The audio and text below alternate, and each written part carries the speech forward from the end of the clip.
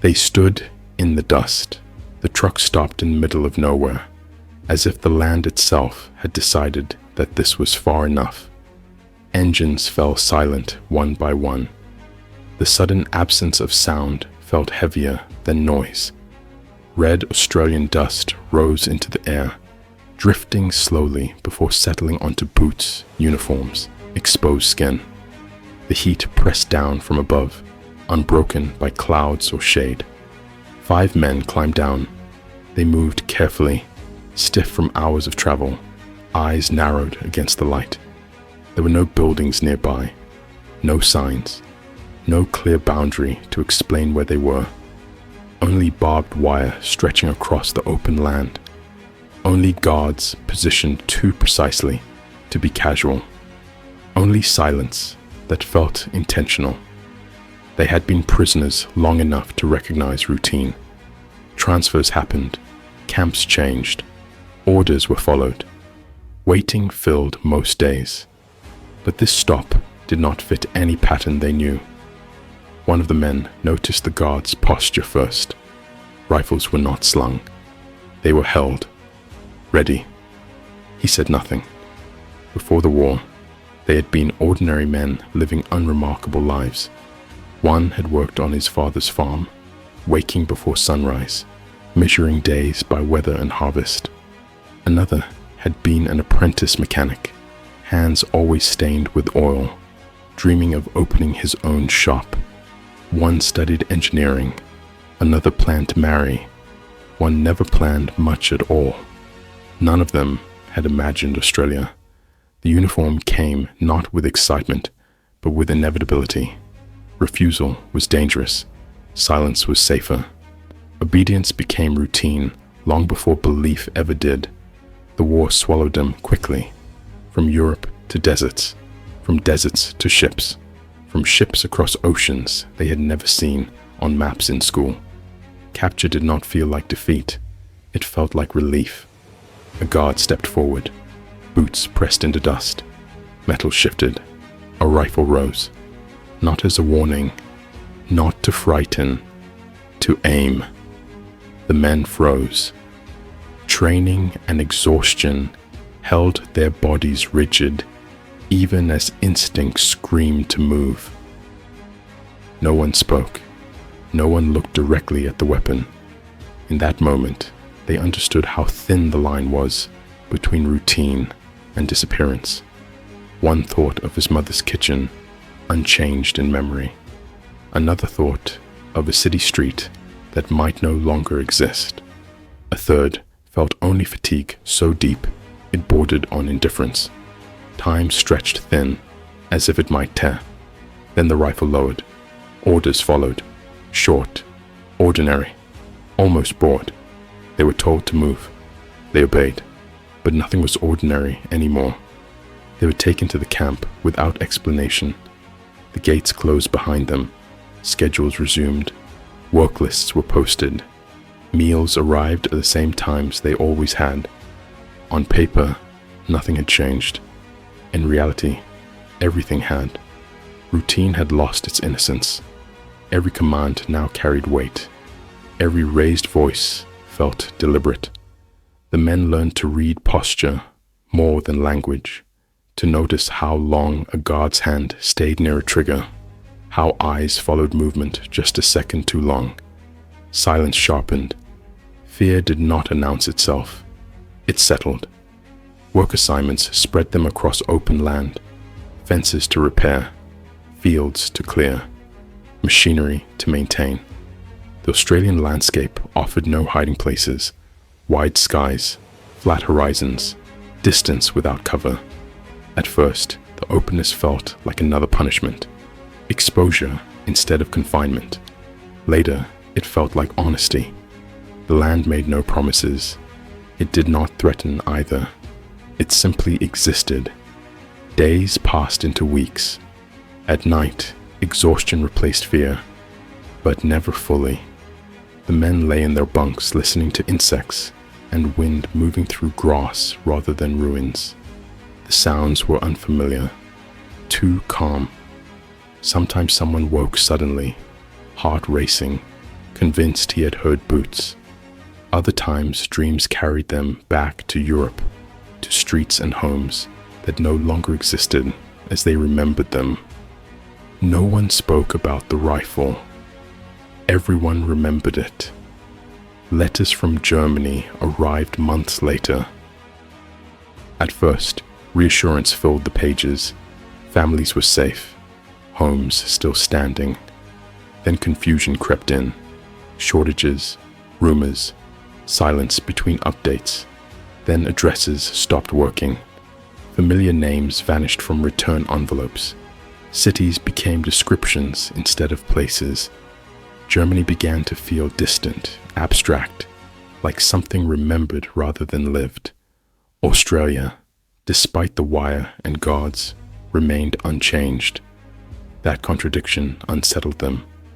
The guards became predictable. Not kind, predictable. Rules stayed rules. Punishments were rare and procedural. Work mattered more than ideology. A man who could repair equipment or manage livestock earned quiet respect. Rank no longer mattered. Skill did.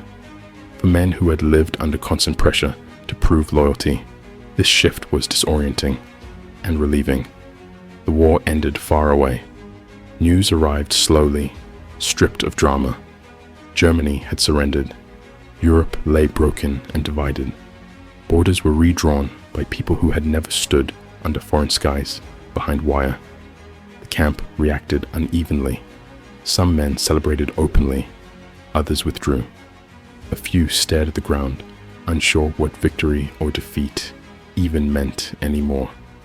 For those who had stood in the dust that day, the news felt distant. They had already faced an ending. Repatriation lists appeared weeks later. Names, dates, ships. The men stood together, reading them, fingers tracing lines unconsciously. Some names were familiar, some were missing. Questions followed quietly. What happens if you stay? Can you stay? Why would you? The answers were slow, buried in paperwork and uncertainty. But the option existed. The rifle returned to their thoughts often during those weeks, not as fear, as clarity. That moment had stripped away illusion. It had shown them how fragile certainty was, how arbitrary survival could be. Returning to Germany meant chaos, hunger, rebuilding a life from fragments. Staying meant continuing something that, against expectation, had allowed them to live. Some chose to leave. They packed quietly, said little. There was no judgment, only understanding. Departure felt heavy, not hopeful. Others delayed. They worked longer, asked questions, watched seasons change over land that had never burned. Eventually, some chose to stay. Not proudly, not defiantly, practically. Freedom arrived slowly. Work permits, supervised movement, temporary housing. The wire came down, but habits remained. They still woke early, still watched exits, still avoided drawing attention. English came one word at a time. Accents softened, but never disappeared. Mistakes were corrected, learned again. Australia did not welcome them loudly. It tolerated them. That was enough. Years passed. Hands grew rougher. Backs stiffened. Lives formed from work, routine, and quiet continuity. Some married. Some stayed alone. All aged. Children grew up speaking English without effort. The war existed for them only as silence and pauses. Occasionally, someone asked about the past. They answered carefully. They spoke of camps, of work, of time passing. They did not speak of the dust. The moment with the rifle never left them. It became a reference point. Whenever life narrowed, whenever choice felt heavy, they remembered standing still, believing it was over, and discovering afterward that it wasn't. That knowledge shaped everything that followed. History would later explain their decision with migration programs and labor shortages, it would not explain the real reason. That survival had already happened once, and they chose to stay where life had continued. Log. Years later, one of them stood alone in the open land, now older, slower, but still upright. The dust rose briefly in the wind. He watched it settle, and for the first time, he did not feel afraid. They stood in the dust, extended continuation. Freedom did not arrive with relief. It arrived with uncertainty. When the wire finally disappeared and the guards stopped giving orders, the men realized something unsettling. For years, someone else had decided where they stood, when they moved, what they were allowed to expect. Now, there were no instructions, only space. Australia stretched out before them in the same way it always had, wide, open, indifferent. The land did not acknowledge that they were no longer prisoners. It did not change tone. It did not offer congratulations. It simply waited. They learned quickly that freedom demanded effort. Finding work meant asking questions they were not used to asking. Understanding contracts meant trusting words spoken in a language that still felt unstable on their tongues. Simple choices: where to live, when to move on, whether to stay, carried weight they had not felt in years. Some nights, that weight was heavier than the wire had ever been. It was easier to obey than to choose, but choosing was now unavoidable. They settled where work was steady, farms on the edge of growing towns, rail lines pushing further inland, construction sites that reshaped empty land into roads and buildings. Australia was expanding, not rebuilding, and it absorbed them quietly. They worked as they always had. Early mornings, long days, few complaints. Supervisors learned their habits. Neighbors learned their names. Suspicion faded into familiarity, then into routine acceptance. No one asked them to explain themselves. That too was a form of mercy. Time softened their edges. Accents remained, but speech slowed. Jokes appeared occasionally, dry and understated. Some of them married local women who never asked too many questions. Others stayed alone, not out of bitterness, but because solitude felt familiar. Children were born who spoke English without hesitation, who belonged to this land without effort. For those children, the past existed only in fragments. A photograph, a pause in conversation, a look exchanged between adults that meant nothing to them. Germany continued to exist at a distance. Letters arrived less frequently. Newspapers mentioned it as a country rebuilding itself, arguing about responsibility, identity, memory. The men followed these discussions without urgency. Germany was origin. Australia was consequence.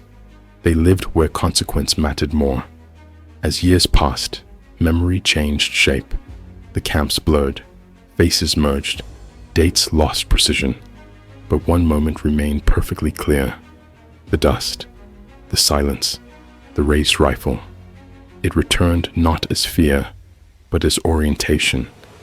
Whenever life became complicated, whenever choices felt overwhelming, they returned to that second in their minds. A second when everything had narrowed completely, when nothing existed beyond survival. Compared to that, most problems felt manageable. In old age, they spoke more openly, but selectively. They did not tell stories for drama. They told them for accuracy. They corrected small details when others exaggerated. They refused simple explanations. No, it wasn't constant terror. No, it wasn't kindness either. It was waiting.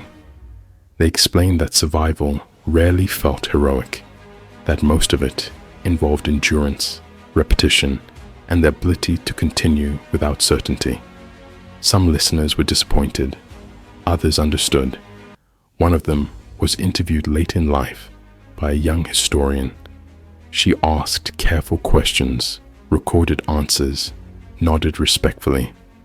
At the end, she asked why he had stayed. He thought for a long time before answering. "Because I already survived once," he said, "and I didn't want to test it again." She wrote that down. It did not fully explain anything, but it was the truth. When death came, it came quietly. Hospitals, homes, beds facing windows. There were no final revelations, no dramatic confessions, just fading strength and familiar routines ending one by one. They were buried under Australian soil. Names carved in stone that sounded foreign to passers-by. But the land did not reject them. It never had. Years later, one of their grandchildren stood near a grave, brushing dust from the stone. He knew the story only in pieces. Prisoners, Australia, staying. He did not know about the rifle. He did not know about the second when everything could have ended. But he felt something else. That this place mattered. That staying had been an act of survival, not defiance. The moment in the dust lived on quietly.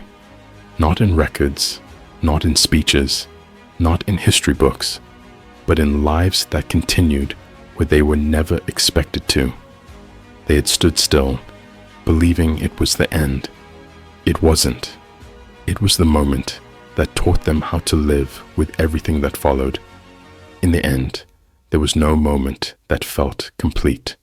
No clear line where fear ended and peace began. No final answer that explained why some men returned and others stayed. No single decision that felt heroic or proud. There was only time. Time stretching quietly forward, carrying them away from the dust, the wire, the raised rifle, and yet never fully separating them from it. They learned, slowly, that memory does not fade evenly. Most days, the past stayed distant, manageable, reduced to shapes rather than details. They could work, laugh, sit in silence, without feeling watched by it. And then, without warning, it returned. Not loudly, not violently, as a sensation, the way heat felt on skin, the sound of wind moving across open land, the weight of stillness before something irreversible. That moment in the dust never replayed itself fully. It didn't need to. It had already done its work. They rarely spoke about it. Not because it was forbidden, not because it was painful, but because it explained everything too well. Every choice that followed. To stay, to work, to build a life quietly, without demanding recognition, made sense once that moment was understood. And once understood, there was nothing left to add. Australia did not welcome them as symbols. It did not ask them to justify themselves. It did not ask them to remember correctly. It did not ask them to forget. It simply absorbed them into farms and towns, into routines and seasons, into a future that did not depend on what they had once worn or believed. That absence of judgment mattered more than forgiveness ever could. As years passed, they became part of the landscape. Men with accents softened by time, hands shaped by labor rather than command, lives measured by work done and days endured rather than flags or borders. Their past remained visible only in fragments, a hesitation before speaking, a pause when noise suddenly stopped, a tendency to stand still and observe before acting. Those who noticed rarely understood. That was fine. In old age, reflection came uninvited, not as regret, as accounting. They understood then that survival had not been a single act,